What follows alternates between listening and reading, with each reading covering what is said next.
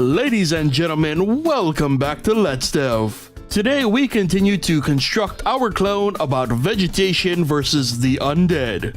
Now last time we finally fixed our chopper code and added the torchwood, squash, and scaredy shroom plants to the game. All was successful, which means we get to start on a few of the more complicated plants. Today we'll start by going back and making some changes to the squash, and then we'll move on to some new plants. Now these plants are going to require rewrites to our current code, as well as introduce some new mechanics beyond what we've experienced thus far. So hopefully not too much goes wrong and we won't come up empty-handed. The empty garden, the empty... You know what, let's just stop there and get to the coding, shall we? So, thanks to some lovely feedback left on the last video, first up are some changes we have to make to the squash behavior. I was informed that the squash was not only capable of targeting multiple zombies, but in the original game, the squash could jump forward and backward. So all we needed was a simple collision line that would span from the back of the squash to the front. I then had the squash's sprite mirror depending on the direction of the soon-to-be squashed. That direction would then determine which way the squash would jump. And it's a little tough to tell, but those changes did in fact allow our squash to squash zombies in both horizontal directions. And now with our squash working much like the original, we can now move on to adding more plants to the game, starting with the garlic.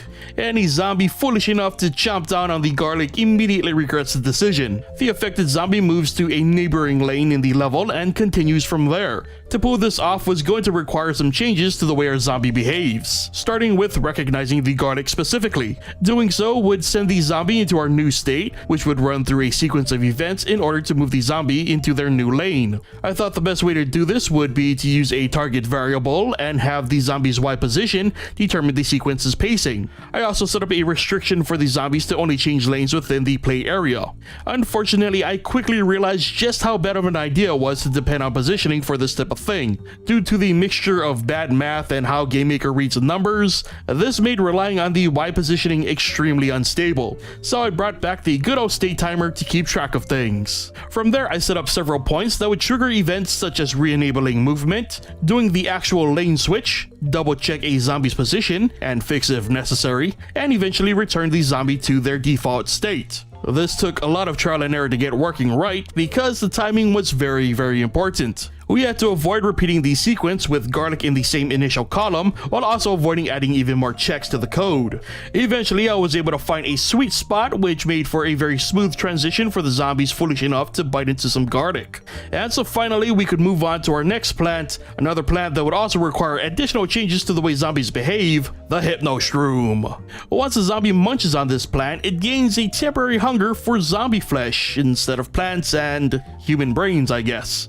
In other words, the Hypno Shroom creates temporary allies out of any zombies that eat it. First thing up was to make sure that any checks for threats were for plants only. Next, I added a variable which, due to a brain fart, I thought I could define with just the object name. I had this variable switch the zombie's collision line object to zombie instead of plants. I realized my error immediately upon testing it switched to an array like I should have done in the beginning. After fixing a few checks, I realized having the hypnotized event as its own state was overkill, so instead I opted for something more simple. If a zombie hungered for zombie flesh, a timer would begin to eventually switch it back to plants. I thought the logic was genius. Food variable for plants or zombie, have zombie eat whatever it hungers for, and since zombies and plants share the same user event, it was a matter of doing a hurt check on its food and executing the results.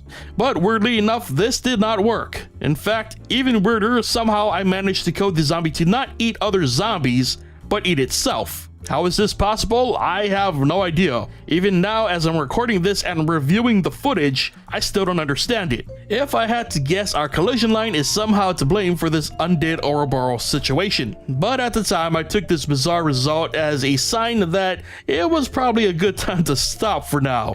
I mean, what are the odds that something that weird would happen when coding zombies eating hallucinogenic mushrooms? So yes, that unfortunately brings us to the end of today's episode of Let's Dev. So remember that if you like this video or enjoy Let's Dev in general, be sure to hit that like button. If you aren't already subscribed, be sure to hit that subscribe button and be sure to turn on notifications so you never miss a new episode. And as always, be sure to leave your thoughts on our progress in the comment section below. Thank you so much for watching, and I'll see you guys next time.